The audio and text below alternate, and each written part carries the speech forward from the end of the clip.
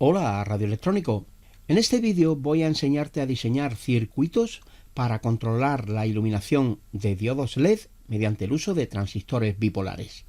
Técnicamente, esta configuración del transistor recibe el nombre de excitador para diodos LED y es muy usada en circuitos digitales. Hoy no voy a entrar en detalles técnicos sobre electrónica digital. Voy a centrarme únicamente en transmitirte la información necesaria para que aprendas a diseñar tú mismo excitadores LED con transistores. Quiero que sepas que asimilar lo que vas a ver y oír a continuación, aunque no será muy dificultoso, tampoco será coser y cantar. Requerirá de tu parte algunos conocimientos técnicos, sobre todo en la parte final del vídeo, conocimientos técnicos relativos a las leyes de Kirchhoff y al funcionamiento interno del transistor. Si te ves en dificultades, quiero animarte a visualizar los vídeos que tienen que ver con estos temas y que tenemos publicados en este canal. Te dejaré los enlaces en la descripción. Te aseguro que merecerá la pena. ¿Te interesa? Pues vamos allá.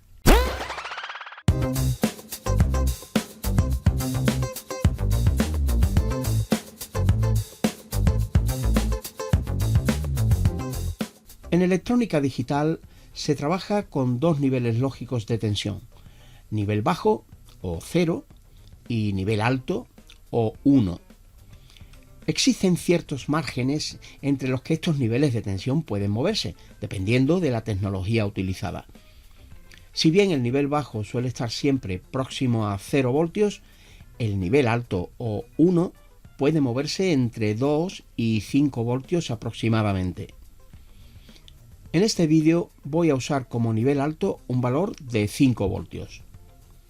Por lo tanto, las tensiones de que dispondremos para controlar nuestro LED van a ser 0 voltios para el nivel bajo y 5 voltios para el nivel alto. Existen dos configuraciones válidas de excitadores LED y ambas, por diferentes caminos, llegan al mismo resultado. Vamos a ver primero el circuito que utiliza la llamada polarización de base. Fíjate en la imagen, por favor. En general, este es el circuito básico de control de un LED mediante un transistor. Como puedes ver, es muy sencillo. La tensión de alimentación general voy a establecerla en 12 voltios, una tensión muy normal en electrónica, pero podría usar otra distinta sin ningún problema. En la configuración que vamos a ver, mediante polarización de base, este semiconductor se comporta como un simple interruptor, detalle este que lo diferencia de la otra forma de conexión que veremos luego. Por lo tanto, y con las lógicas diferencias, podemos representar este componente como si de un interruptor se tratara, una especie de relé o relay, como creo que lo llaman en Argentina, el cual conecta o desconecta el emisor con el colector del transistor dependiendo del nivel lógico de tensión aplicado. Este interruptor o relé está abierto si no se recibe tensión en la entrada, o sea, si en la base tenemos un nivel bajo o 0 voltios. Cuando aparezca un nivel alto en la entrada, este interruptor se cerrará. Como puedes apreciar, para representar el nivel alto usaré una batería de 5 voltios.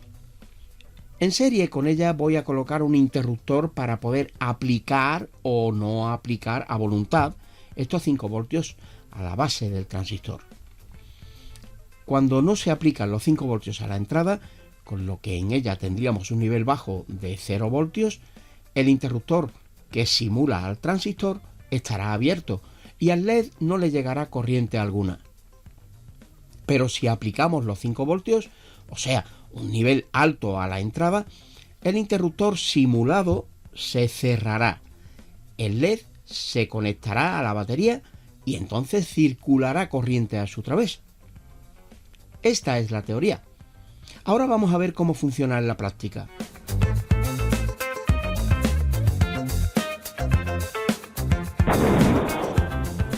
Nuestro LED se ha quemado. Literalmente lo hemos achicharrado. Es lógico que haya ocurrido esto porque, fíjate, le estamos aplicando directamente los 12 voltios de la batería general. Para que no ocurra este incidente, necesitamos colocar en serie con él una resistencia que limite y ajuste la corriente que lo atravesará, como hacemos habitualmente. Vamos a calcularla mediante la ley de Ohm. La caída de tensión en el tipo de LED que estamos usando cuando lo atraviesan 20 mA, que es la intensidad nominal de corriente recomendada por la gran mayoría de fabricantes y es la que queremos que circule a su través, es de aproximadamente unos 2,07 voltios. Debo decir aquí que es posible utilizar cualquier otro valor inferior para esta intensidad de corriente. Por ejemplo, si quisiéramos que el LED luciera con menos luz, podríamos hacer los cálculos para 10 mA o incluso para solo 5 mA. La caída de tensión en el interruptor es mínima y vamos a asumir que está dentro de los 2,07 voltios que tenemos en el LED. Un inciso antes de continuar. Aunque en el canal ya tenemos información que habla de cómo conocer la caída de tensión en un LED para una corriente determinada, al final de este vídeo veremos una forma todavía más sencilla de conseguirlo. No te la pierdas. Continuamos. Por lo tanto, si en el LED caen 2,07 voltios y la batería tiene 12, en la resistencia han de caer los 9,93 voltios restantes. Aplicamos la ley de Ohm y dividimos esos 9,93 voltios que caen en la resistencia entre los 20 mA que queremos que circulen por ella y por el LED. Entonces obtenemos su valor, 496 ohmios. Ahora ya tenemos el LED alimentado correctamente. Probemos el circuito a ver qué pasa.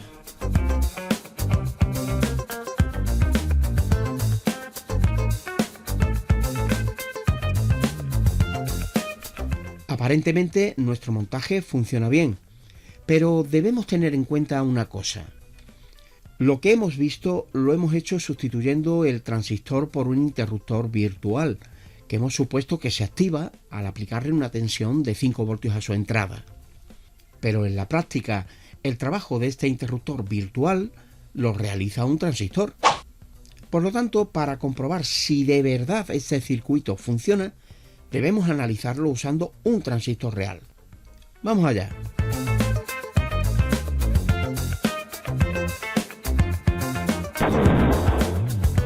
Ahora es el transistor el que ha petado.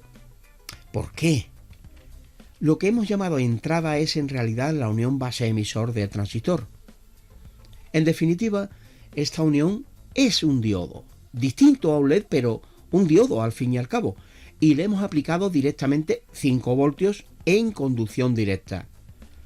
Ha ocurrido lo mismo que antes con el LED, cuando lo conectamos directamente a la batería general, y para evitar que se queme debemos actuar de una manera parecida a la anterior. Tenemos que usar una resistencia para que el diodo base emisor no se queme y al mismo tiempo conseguir la saturación del transistor. Antes de seguir te explico lo que significa el término saturación cuando hablamos de transistores. Saturar al transistor significa hacerlo conducir a tope, al máximo posible, para que se comporte como un interruptor cerrado que supuestamente existe entre emisor y colector, pero sin que el semiconductor llegue a estropearse. La corriente de colector de un transistor saturado ya no aumentará más por mucho que subamos la corriente de base. Para conseguirlo, tenemos que acudir de nuevo a la ley de Ohm. Sin embargo, esta vez, para que nuestros cálculos sean correctos y nuestro diseño funcione a las mil maravillas, sin perjudicar, por supuesto, al transistor, tendrás que entender algunas cosas algo más profundas sobre este semiconductor. Como es probable que sepas, uno de los parámetros más importantes de un transistor bipolar es su ganancia de corriente, lo cual nos indica cuántas veces es superior la corriente de salida con respecto a la corriente de entrada. Concretamente, en nuestro caso, al tratarse de un circuito denominado emisor común, la ganancia de corriente, también llamada beta o HFE, es la cantidad de veces que la corriente de colector, que es la salida, es mayor que la de la base, que es la entrada. Veamos los valores de la beta del transistor 2N2222, muy habitual en circuitos electrónicos.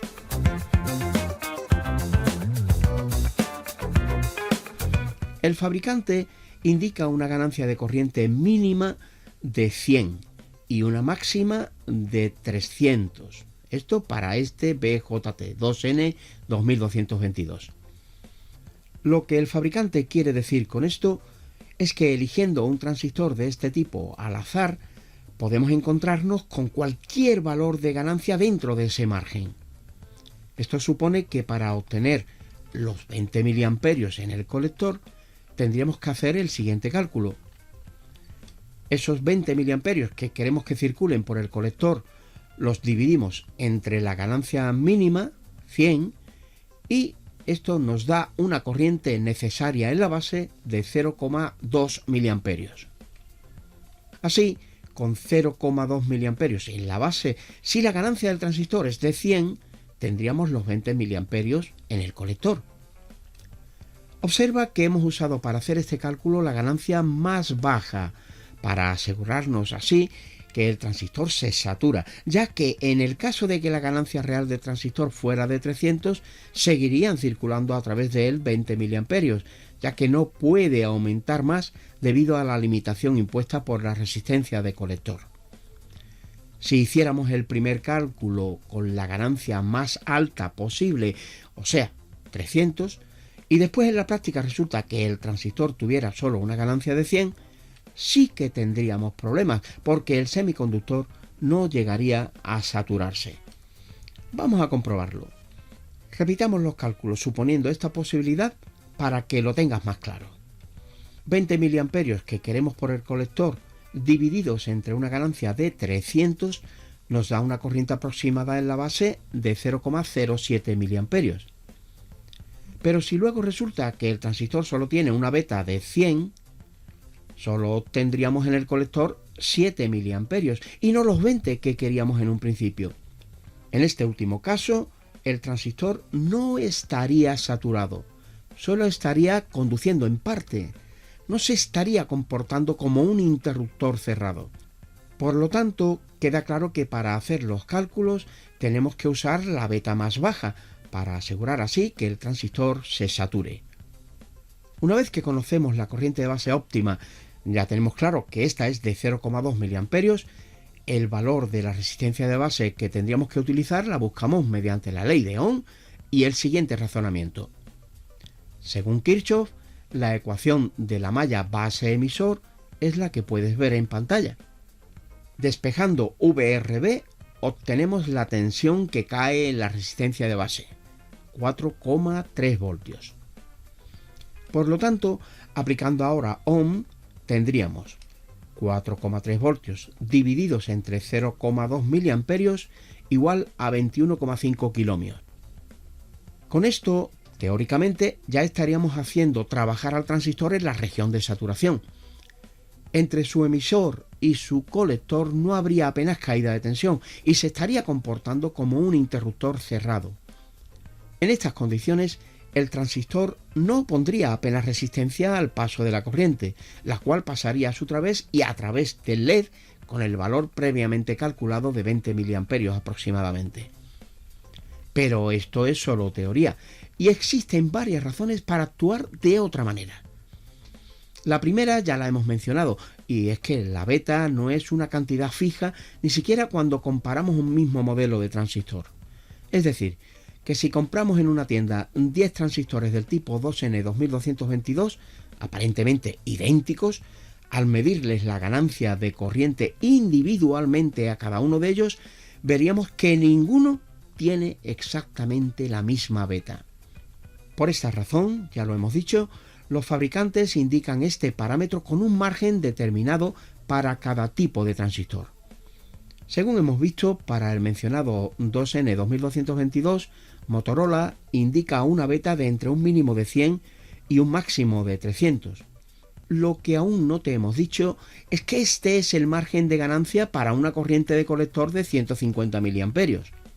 Sin embargo, Para empeorar todavía más las cosas, la beta de un transistor no es la misma cuando por el colector circulan 150 miliamperios que cuando circulan 10 miliamperios o cuando circulan a través de él 500 miliamperios. Además, es de sobra conocido por los diseñadores de circuitos que la beta de un transistor se reduce todavía más cuando éste se acerca a la saturación, sobre todo con corrientes de colector pequeñas. Otra cosa que también hay que tener en cuenta son los cambios de temperatura, los cuales pueden modificar las corrientes que circulan por el transistor. El problema se agrava todavía más cuando, en caso de avería, no encontramos el transistor original y debemos colocarle al circuito uno equivalente, con lo que nos alejaríamos más aún de los datos iniciales de cálculo. Por todos estos motivos, en el caso que nos ocupa, los diseñadores deben elegir un valor para la resistencia de polarización de base que provoque una saturación fuerte del transistor. Atento a esta expresión, saturación fuerte. ¿Qué significa? Podríamos decir que los cálculos que hemos realizado antes están hechos para obtener una saturación suave del transistor. Es decir, la que hemos conseguido anteriormente es una saturación que está comenzando a producirse, que está justo en el límite y, por lo tanto, cualquier cambio de la ganancia provocado por las causas ya mencionadas podría hacer salir al transistor de su estado de saturación. Por esta razón, debemos ir más allá, eligiendo una corriente de base que haga que el transistor permanezca siempre saturado, por mucho que le afecten las causas anteriores. Este estado recibe el nombre de saturación fuerte. Para que exista una saturación fuerte, debemos usar una corriente de base lo suficientemente elevada para saturar al transistor en cualquier situación, por desfavorable que ésta sea, y muy importante, sin provocarle daños internos. Para conseguirlo, hay que hacer los cálculos suponiendo que la ganancia del transistor es solo de 10, independientemente de la que indique el fabricante en sus datos técnicos. Concretamente, eso es la saturación fuerte, cuando el circuito se calcula suponiendo que el transistor tiene una ganancia de 10. Con esta premisa, la corriente de colector será solo 10 veces más elevada que la de la base. En este estado, el transistor permanecerá en saturación bajo cualquier condición operativa, incluso cuando se cambie el semiconductor por otro equivalente, ya que prácticamente cualquier transistor tendrá una ganancia superior a 10. Vamos a volver a calcular nuestro circuito, en esta ocasión con saturación fuerte. Entre base y emisor caen 0,7 voltios, esto no cambia. Los 4,3 voltios restantes han de caer en la resistencia de base, esto tampoco cambia. Sin embargo, si suponemos que la ganancia del transistor es de 10, el cálculo de la corriente de base sí sería diferente. Queremos que circulen por el colector 20 miliamperios, los cuales los dividimos entre la ganancia supuesta de 10, lo que en este caso nos da una corriente a aplicar en la base de 2 miliamperios. La resistencia de base necesaria la calculamos mediante la ley de Ohm. Los 4,3 voltios de caída de tensión en la resistencia los dividimos entre los 2 miliamperios que circularán por ella, lo que nos da un valor para esta resistencia de 2150 ohmios. Ahora, por muy baja que sea su beta, el transistor siempre estará saturado y siempre obtendremos los 20 miliamperios en el colector. Probemos el circuito.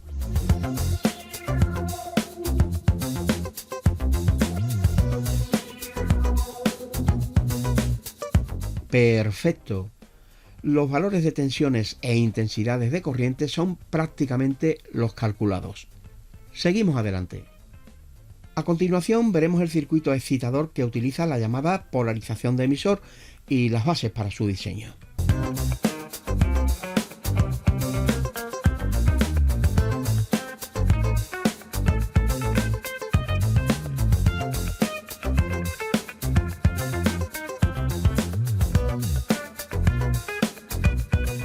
Los excitadores LED con polarización de emisor son, si cabe, aún más simples que el que hemos estudiado previamente. Fíjate en el esquema de uno de estos circuitos que te muestro en la imagen. Observa que aquí solo hay una resistencia y no dos, es decir, no existe la resistencia de colector, porque con esta manera de polarizar el transistor ya no es necesaria. Ahora el transistor, cuando el interruptor está cerrado, no trabaja en la región de saturación, sino en la llamada región activa. O sea, aquí el transistor no está conduciendo al máximo como en el caso anterior, sino que la corriente que lo atraviesa, que es la misma corriente que atraviesa el LED, es justamente la que nos interese a nosotros, independientemente de la caída de tensión en el LED. Dicho de otra manera, la caída de tensión en el LED no tiene la más mínima importancia en este circuito.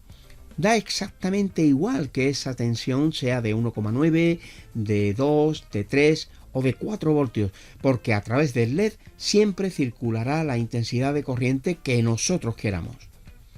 En realidad, este circuito se comporta como un generador de corriente constante. A continuación te explico cómo funciona. Centrémonos solo en la malla del circuito base emisor. Sabemos que en esta unión del transistor, la tensión aproximada que caerá cuando conduzca será de 0,7 voltios. Por lo tanto, y según Kirchhoff, la ecuación de esta malla es la que puedes ver en la imagen. Despejando VRE, obtenemos la tensión que caerá en la resistencia de emisor, 4,3 voltios. Por lo tanto, como queremos que a través de esta resistencia circulen 20 miliamperios, y sabemos además que esta corriente de emisor será prácticamente la misma que la de colector y la misma que atravesará el LED, sencillamente usamos la ley de Ohm. Dividimos los 4,3 voltios de caída en la resistencia entre los 20 miliamperios que queremos que la recorran y obtenemos su valor, que ha de ser 215 ohmios. Observa que con esta configuración de polarización de emisor, la corriente de colector también es completamente independiente de la beta del transistor. Tiene más información sobre esto en otro de nuestros vídeos publicados en el canal. Vamos a probar el funcionamiento de nuestro diseño.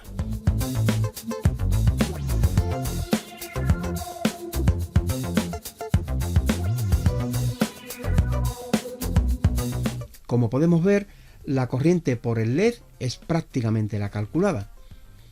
Como ya hemos dicho, ese circuito excitador con polarización de emisor, además de solo usar una resistencia, tiene la ventaja de no depender en absoluto del tipo de LED que usemos ni de la beta del transistor.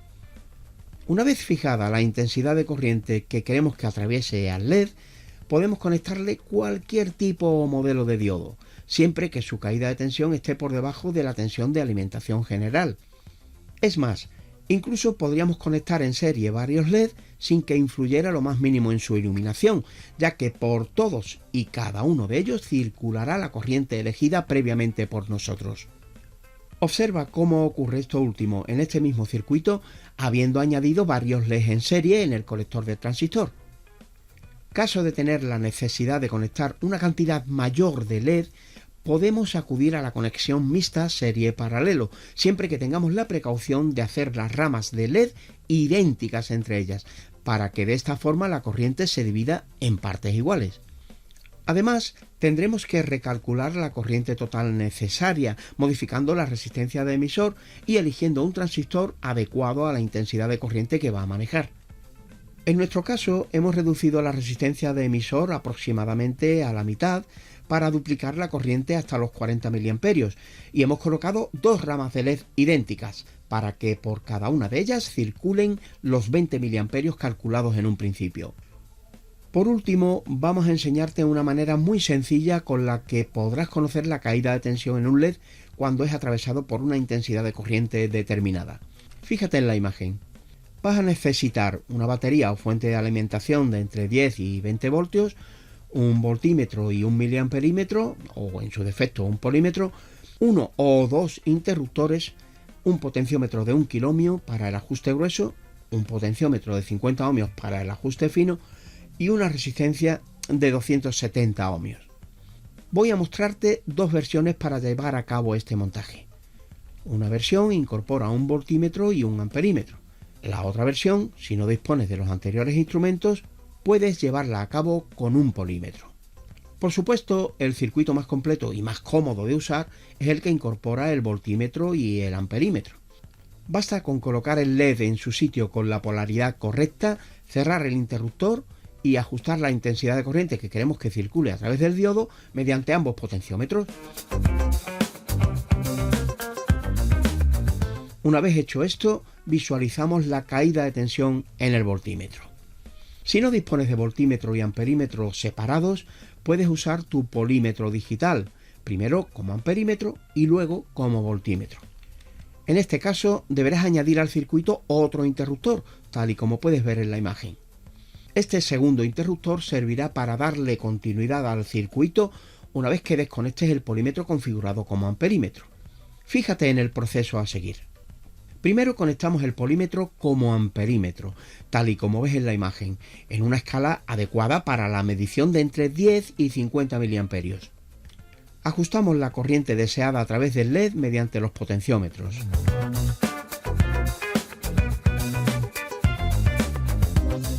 Retiramos el polímetro y cerramos el interruptor de paso.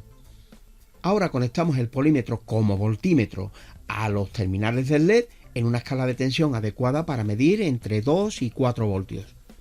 Esa será la caída de tensión en el LED para la intensidad de corriente elegida.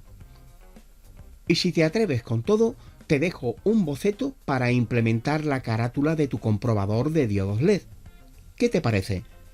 Espero que hayas disfrutado con este vídeo. Suscríbete a nuestro canal porque pronto publicaré más información interesante. Hasta pronto, radioelectrónico.